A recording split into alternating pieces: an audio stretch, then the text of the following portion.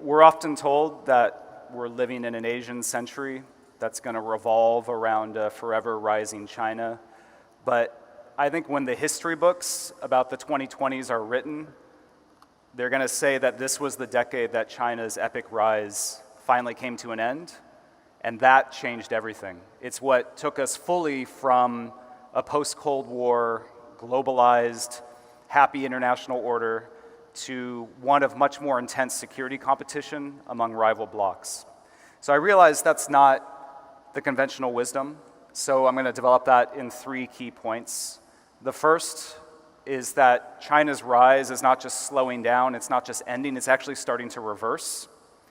The second point is that the China hangover is here, and what I mean by that is many countries tied their economic wagons to China. They got rich selling into the China market, they became dependent on Chinese loans, but now the slowdown in China's economy, which lifted up so many economies around the world, is going to drag more of them back down, and already countries are starting to point the finger at China, which is putting China in a much more difficult geopolitical situation at the same time that its economy is slowing.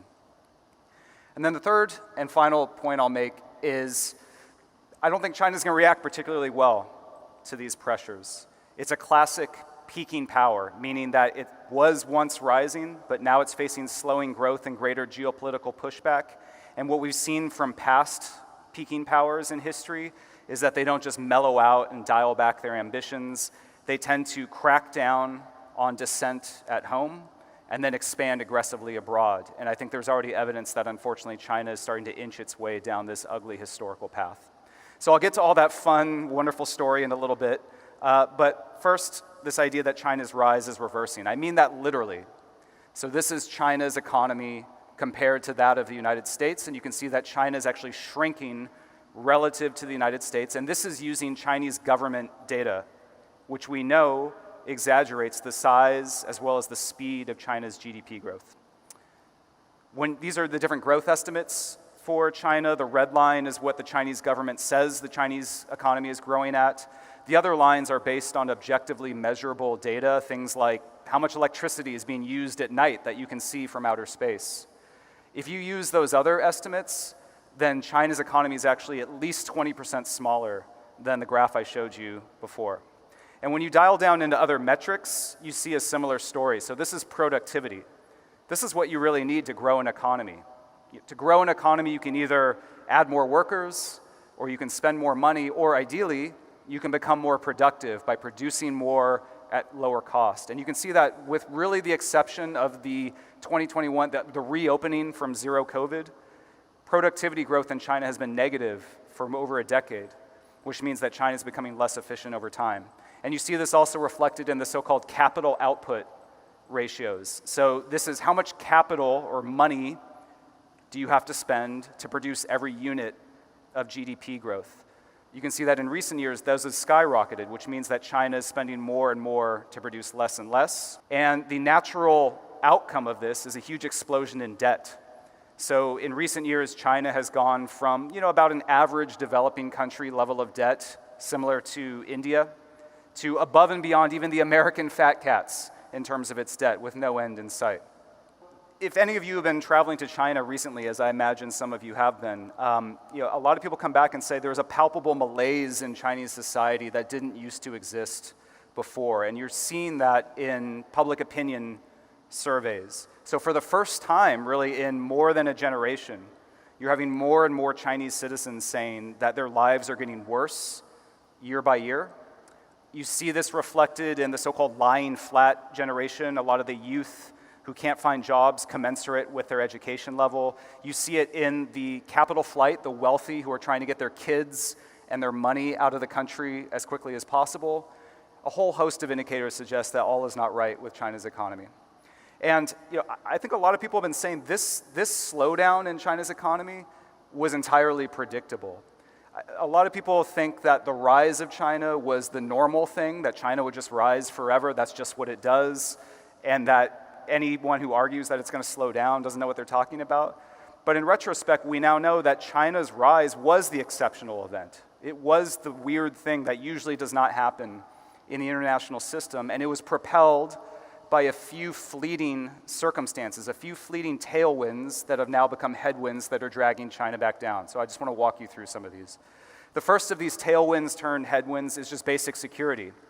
For much of the last 40 years, China has had the most secure geopolitical position of any time in its modern history.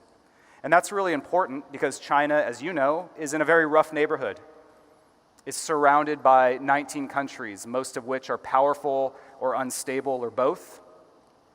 If you play the geopolitical board game Risk, you know that trying to hang on to the territory of China is damn near impossible, and that's what China has to do every single day. And for big parts of its modern history, China failed to do this. So for 100 years, from the first Opium War in 1839 until the end of the Chinese Civil War in 1949, China just gets ripped apart by imperialist powers. It collapses into two of the worst civil wars in history. And then even after the Chinese Communist Party unifies the country in 1949, China almost immediately becomes the chief enemy of the United States because of the Korean War and the direct fighting between the two countries. And then 10 years later, China's alliance with the Soviet Union falls apart. And so by the 1960s, China is the top enemy of both Cold War superpowers. And not surprisingly, it's isolated and impoverished. So it's not till 1971 and the opening to the United States that China starts to get some reprieve from this geopolitical vice, because now it has a superpower on its side. And the Americans actually warn the Soviet Union on multiple occasions, do not attack China, otherwise we're going to have a problem with that. The Americans also fast-track China's entry into Western markets. And the timing of China's opening up is perfect. So China starts to join the global economy right as this period that we now call hyper-globalization kicks in. So this is the period where in 30 years, from the 1970s to the early 2000s, world trade and investment surges 6+ fold. China both propels and rides this wave to become what we know of it today, which is this dominant workshop of the world, a huge manufacturing power, and a rising economy. The second factor that China really needed for its rise was decent government. So in 1976, Mao dies, and China's leaders basically say, let's not do another cultural revolution. And so they start to reward lower-level Chinese leaders for good economic performance, not just blind loyalty to the Chinese Communist Party. Actually, ironically, the Cultural Revolution itself so destroyed the state planning apparatus that there just weren't as many Chinese bureaucrats running around telling the peasants what they could and couldn't do. And so the Chinese people were partially freed from that rigid state plan, and they basically formed quasi-private markets and industries and started trading, and you had this big boom of economic activity. And the Chinese Communist Party eventually started to begrudgingly accept that and then expand the range of quasi-private markets around the country. So China had the right policies to capitalize on its new opportunities at the right time. A third crucial factor was the greatest demographic dividend in human history. So for a big part of the last 35 years, China had anywhere between 10 to 15 workers available to support every elderly retiree. That's 2 to 3 times the global average. And it's the unrepeatable result of China's very peculiar population history. Basically, in the 50s and 60s, Mao inherits this country that has been decimated by decades of war and strife, and he wants to turn China into a superpower. And so the Chinese government starts to incentivize Chinese families to have lots of children, and they do. And so the population explodes by 80% in 30 years. But then the Communist Party starts to worry about overcrowding, and in the late 1970s, they implement the one-child policy. And so for much of the last 35 years, you've had this baby boom generation in the prime of their working lives. They had relatively few parents to take care of because so many of them had died in the civil wars and the famines. And they had relatively few children to take care of because they weren't allowed to have them. So this population was absolutely primed for economic productivity. Demographers think this demographic bubble alone explains at least 25% of China's rapid growth over the last 35 years. And then the final factor that China had going for it that was really crucial for its rise was abundant natural resources. So up until fairly recently, China was almost self-sufficient in just basic things like water, food, energy resources. And this made growth very cheap because raw materials were cheap. You could just set up a factory, plow through the raw materials, and grow very quickly. So really from the early 1970s up until I would say the early 2010s, China had these four factors working for it to varying degrees. But now each of these assets are becoming liabilities that are starting to drag China down, and this is why we shouldn't expect a major turnaround in the Chinese economy anytime soon. So for starters, China's just running out of resources. Half of its rivers are gone. 60% of its groundwater is so polluted that the Chinese government has said it's unfit for human contact, so you can't touch the water. So that means you can't use it even for agriculture or industry, let alone to drink. Beijing has about as much water available per capita as Saudi Arabia does. It's a similar story in terms of energy resources. So China's plowed through most of its exploitable oil. Even coal is becoming scarce. So as a result, China is now the top importer of energy resources around the world. It's also the top food importer in the world. China can't feed itself anymore because half of its farmland has either become so polluted you can't use it, or it's just turned into desert. And so raw material costs in China have gone up substantially in recent years, and that makes economic growth much more expensive. It's 3 times more expensive to produce each unit of GDP today than it was in the 2000s, and that's rising. At the same time, China's running out of people. So that baby boom generation I mentioned earlier is now retiring and falling onto the backs of a tiny one-child generation. Just over the next 10 years, China's going to lose more than 70 million working-age adults. It's going to gain more than 130 million senior citizens. That's like taking an entire France of workers, consumers, taxpayers out of the country and adding an entire Japan of elderly pensioners, and it's going to happen just in the next 10 years. That 15-to-1 ratio I mentioned earlier of workers to retirees, that's going to collapse to 2-to-1, 2 workers available to support every retiree by the late 2030s. Now, managing these problems is going to be increasingly difficult because China is now run by a dictator who consistently sacrifices economic efficiency to enhance his political power. The zero COVID lockdowns, the crushing of Hong Kong, those are just the most obvious examples. The channeling of subsidies to state-connected firms, the anti-corruption drive that has scared lower-level officials from engaging in any kind of experimentation or entrepreneurship because they don't want to ruffle the wrong feathers, disrupt the wrong patronage network, and end up the target of an anti-corruption probe. The censoring of negative economic news, so youth unemployment data is going off the charts and then that's just eliminated. All these things just make it harder to course correct in the middle of an economic downturn and don't bode well for China's economy. And then finally, China's starting to lose some of that easy access it had to rich country markets, technology, and capital. So the United States obviously is waging a sort of trade and tech war against China. The European Union, Japan to varying degrees are starting to follow suit. And so China just faces thousands of new trade and investment barriers every year that it didn't face as recently as 10 years ago. And at the same time, China's security environment is also starting to look a lot more dangerous. So this is a map of US military bases that are currently being expanded. You don't need to be a strategic genius or attend the World Knowledge Forum to understand the basic story that's going on here. This is what Xi Jinping calls all-around encirclement by the United States. So China's boom now is finally coming to an end. And unfortunately, it's having shockwaves for lots of other countries today because so many economies tied their fortunes to a rising China, and for good reason. And so to sketch this out, I want to take you back to the 2000s. Some of you are probably too young to remember that, but for those of you that do remember it, you'll remember that China was growing at double-digit rates. You might also remember that the rise of China was the most read about news story in the world, by far. Nothing else came close. It was the most decisive event of the first 2 decades of the 21st century, way more than 9/11 or the British royal wedding or whatever other news story you want to put out there, and for good reason. China generated more than 40% of global economic growth in the 2000s and the 90s.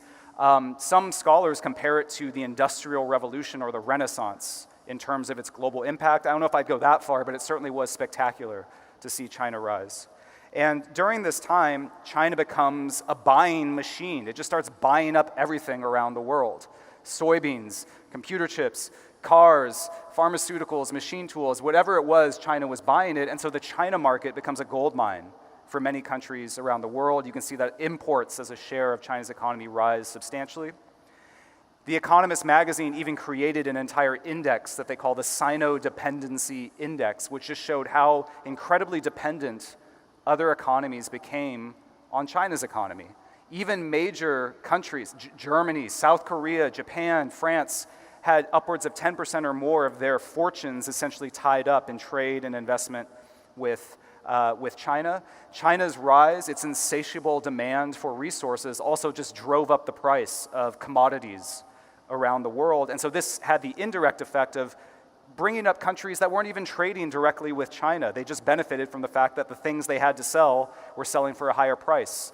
Russia, for example, the rise of China basically created massive demand for everything that the Soviet Union used to produce, whether it was weapons or oil and gas or machine tools. And so China's rise helped propel the resurgence of Russia as well as dozens of other economies during this time. At the same time, China wasn't just buying stuff, it was also lending money abroad. So as it accumulates wealth, it then turns around and starts lending out money mainly so countries could employ Chinese companies to build infrastructure, roads, bridges, telecommunications networks, soccer stadiums. Over the last 20 years, 1 out of every 3 infrastructure projects built in Africa was built by China. And so China becomes this dominant dispenser of loans. But unfortunately, that era is now over. This era where really countries were getting a triple win from China, a huge market to sell their exports into, a seemingly bottomless supply of loans to finance all their development projects, and then lots of experienced Chinese companies that knew how to build pretty much anything. That all has been going away in recent years. Studies show that every 1% decline in China's economic growth rate reduces the economic growth of its main trading partners by about the same amount. And one reason for this is that China is just buying less from the world than it used to. So this is imports as a share of China's already slowing economy. And as a result, countries are seeing their exports to China plummet. So South Korea's exports to China dropped about 20% last year. Germany's dropped 9%. Commodity producers like Australia, Saudi Arabia, Brazil are starting to feel the pinch. At the same time, China's not loaning money anymore. It wants that cash at home. It's not offering debt relief to other countries. It's demanding that its partners now pay back the money with interest. And as a result, lots of economies are being pushed into debt distress because of the massive loans they took from China. You've seen just in recent years, Venezuela, Laos, Zambia, lots of other countries are starting to feel this, Pakistan, because of the drying up of Chinese loans. And at the same time, to make matters worse, in order to save its own economy, China is pumping up its companies with subsidies, its manufacturing enterprises, and then flooding global markets with subsidized exports. You're seeing this obviously in electric vehicles, solar panels, a number of other main manufacturing industries. And so as a result, many countries' trade deficits with China have really surged in recent years. And so this is now creating a triple threat to a number of economies because China's buying less of their stuff, it's no longer giving them easy loans, and now their markets are being flooded with a wave of cheap Chinese imports that are crowding out domestic producers. So you're starting to see this bite, and needless to say, China's not making a lot of friends during this time. So China's international favorability around the world has fallen by more than half since the 2000s. Anti-China sentiment around the world has surged to levels we haven't seen since the 1989 Tiananmen Square massacre, and this really is a sea change because when China's economy was growing very rapidly, so many other countries were currying favor with Beijing to get access to its market. The British hand back Hong Kong, the Portugal hands back Macau, the Taiwanese pursue engagement with China. You have a dozen countries settle their border disputes with China. You have the United States shepherding China into the World Trade Organization, and in fact, writing technology transfer protocols into China's accession agreement. So please take some of our technology. But that now is flipping as China's economy slows, as China focuses on trying to save its own economy and putting other economies at a disadvantage. Now more and more countries are seeing China less as a profitable economic partner and more as a potential threat, both economically as well as in some cases geopolitically. And so this now is putting China under a lot of pressure because it's not only dealing with a slowing economy, it's starting to get more geopolitical pushback. And so this then begs the question, how is China going to react to these pressures? So I actually, because I knew I needed to make slides, I put my presentation notes into ChatGPT and just asked it to draw a picture of what I was talking about, and this is what it came up with. So everything's going to be fine, don't worry about it. No, look, I don't want to be alarmist, but my concern is that China is becoming a classic peaking power, which historically have been the most dangerous kind of countries in the world. So for the past 4 decades, this rapid growth has pumped China up. It's equipped it with the money and the military muscle to really make big moves on the international stage. It's also just puffed up the ambitions of China's leaders. You know, they think, hey, this could be our century, and we need to move on it. But now, slowing economic growth, greater international pushback is giving China the motive to move more aggressively to achieve those lofty ambitions. And when you look back at history, a lot of these peaking powers, really none of them mellowed out and dialed back their ambitions. Instead, as I said, they cracked down on dissent at home and they expanded aggressively abroad. A few even catalyzed massive wars. So I'll just give you a few examples of these historical cases so you can kind of see the range of different outcomes, and then I'll go back to talking about China and how I worry that it's starting to inch its way down this well-worn historical path. So one of these cases is actually the United States in the late 19th century. Basically, after the US Civil War in the 1860s, there's this big economic boom in the United States because the Americans are no longer fighting each other. They're starting to spread westward across the North American continent. But then by the 1880s, you have a series of what were at the time the worst depressions in American history. And the Americans started to freak out that the reason their economy was doing so badly was the frontier was closed. There was no more open land to expand into. There were no more greenfield investment opportunities to exploit. And so the US government did a couple of things. First, it cracked down hard on organized labor. So if you study US history, this is the era of just brutal repression of labor movements, sending in police forces to basically beat workers with clubs. And then at the same time, the Americans started to pump exports and investment into Latin America and Asia. Then the Americans built a giant navy to protect those far-flung investments. And then the United States just started annexing territory overseas. So when times got tough, the United States really got moving in a big way. This is the era of American imperialism, full-throated imperialism, and it comes right after the worst economic crisis that the United States had suffered up to that point. Russia, around the same time, at the turn of the 20th century, sees its economic boom fizzle out. And the Tsar responds by putting 70% of the country under martial law, and then seizing assets and resources in Manchuria, moving into Korea as well. Russia sends about 200,000 troops into East Asia to take over resources, and they don't stop expanding there until the Japanese, as you can see on the right side of that screen, boot them out in the Russo-Japanese War. Germany and Japan, we know this story well, the Great Depression, they don't react particularly well to that. Japan in particular, as it's experiencing these economic troubles, also is feeling the pressure from the United States. But more recently, people forget that Russia's aggression today also has a peaking power origin. So in the 2000s, Russia was a resurgent economy. It was banging out roughly 8% annual economic growth rates, largely because all those commodity prices were very high. But then after the 2008 financial crisis, a lot of the prices for all the things that Russia was selling go down. They take down Russia's economy and Putin's popularity with it.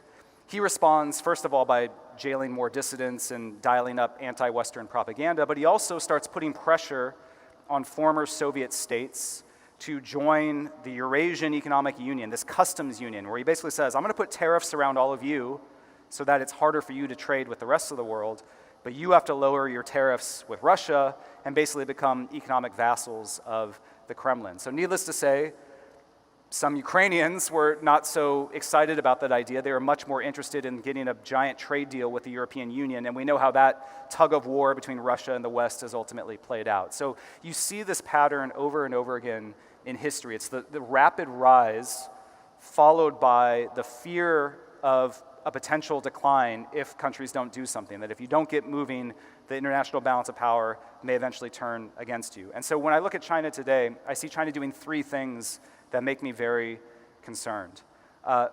First of all, China has been dialing up domestic repression. And I now use the term fascism. And I don't use that lightly because I know it's a loaded term. But if you look at what's happening in China today, a lot of the classic hallmarks of a fascist regime are starting to show themselves. So first of all, you have the worship of a central leader. If you listen to Chinese propaganda today, they celebrate Xi Jinping like he's the third pillar of this holy trinity. So they say under Mao, China stood up. Under Deng Xiaoping, China got rich. And under Xi Jinping, China is going to become mighty again. Hu Jintao and Jiang Zemin, I guess, are just forgotten. They're not even mentioned in this. But you see this extreme worship, and he has centralized power, of course, as no leader has since Mao.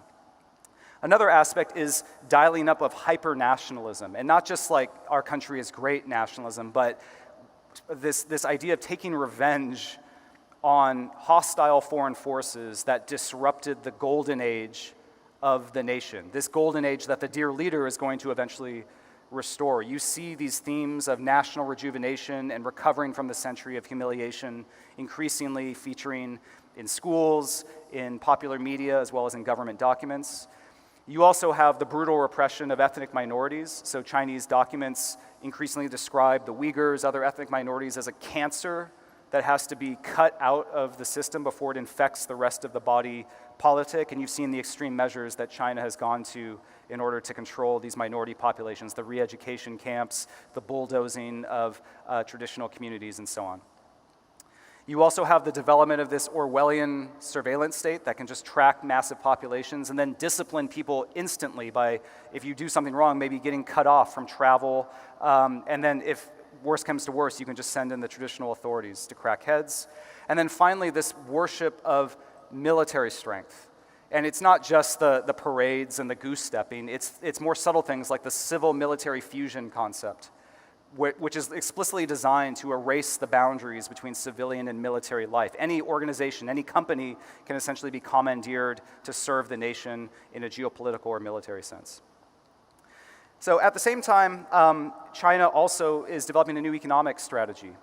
And it seems to be one that is prioritizing leverage rather than just rapid growth. So I think the basic idea is, okay, our economy is not going to grow as fast as it did, but we can still get leverage over our trade partners by dominating what Chinese documents call the choke points of the global economy. So these are things that other countries can't live without, whether it's medical PPE or rare earths or certain types of computer chips or access to the South China Sea.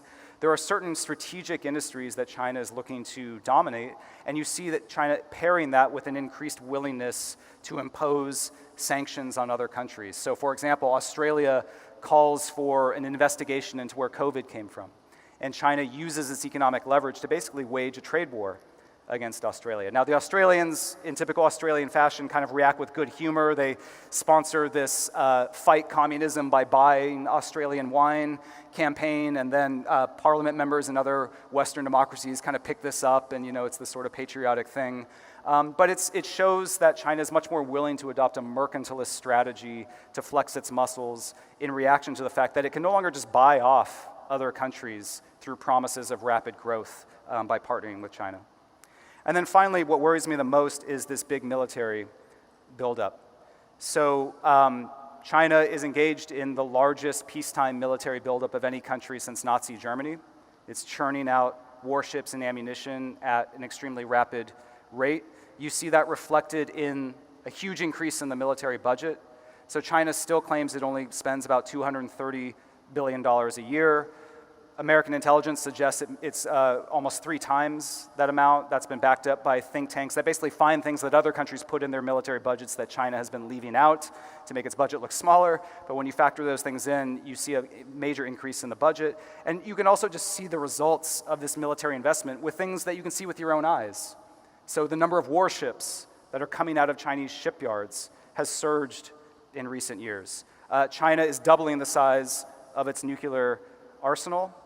And increasingly, China is deploying these military assets in more aggressive ways than it used to. And I think this all reflects a basic calculation that China can no longer rely on economic carrots to get other countries to give it concessions, and so it's more willing to start using military sticks to try to coerce compliance. So in the Taiwanese case, China used to hope that the Taiwanese would eventually just unify with the mainland through trade and investment links and tourism, that eventually the Taiwanese would come back, but that has failed, and so now China is sustaining the largest military show of force in the Taiwan Strait in more than a generation. To really underscore that, China has built full-scale models of Taiwanese and American military bases out in the desert, as well as full-scale models of American aircraft carriers, so that Chinese forces can do practice bombing raids on those mock military vessels. You're seeing something similar happening in the South China Sea. So this is a heat map that the New York Times put together that shows just from 2021 to 2023 the increase in the density of Chinese naval and maritime militia operations. A lot of these are concentrating around disputed features in the South China Sea, and they're not just increasing the presence. China's just gotten much more aggressive in the way that it uses these naval and maritime militia vessels. So especially the Philippines has really come in for a lot of coercion just over the last year, where China, blasting Filipino ships with water cannons and lasers, boarding Filipino ships literally with knives drawn, and so you're just seeing a greater willingness to court risk, and you're also seeing something similar happening on the border with India, where you've had a number of skirmishes, some of which have actually killed several dozen troops. So it just seems like across the board, China is much more willing to try to extend its security perimeter, even having to use force to shove its way to carve out space for itself in what it views as an increasingly hostile world. The last part of this, and what also worries me, is just that China, in addition to building up its own military, has been working increasingly with other autocratic revisionist powers, most notably, obviously, Putin's war in Ukraine, sustaining that by providing critical components. China recently reaffirmed its alliance with North Korea, and then with Iran, really giving it an economic lifeline. There was a massive infusion of Chinese investment recently, at the same time that China sold Iran a bunch of weapons. And so, again, the strategy here seems to be what political scientists call external balancing. There's internal balancing, where you try to counter your adversary by building up from within your own military forces, your own power. But if you can't catch up, then what you can do is external balancing. So I'm just going to get allies to help me do some of that dirty work. And so it seems like China, by cultivating these partners and helping them foment conflict at various points around Eurasia, is stretching Western forces thin. It's also just gaining military technology. So Russia is giving China a quieting technology for its submarines, stealth technology for its aircraft, early warning systems, et cetera. So you're seeing these autocratic links. Some people call it an axis. I think it gives it too much credit. I don't think it's quite on the level of like a full-fledged military alliance, but certainly it's a beneficial partnership as far as these guys are concerned. So naturally, all of this is fueling conflict with the United States. And unfortunately, I think it's going to get worse before it gets better. Part of that, again, is based on history. So there's been, over the last 200 years, there's been 27 great power rivalries.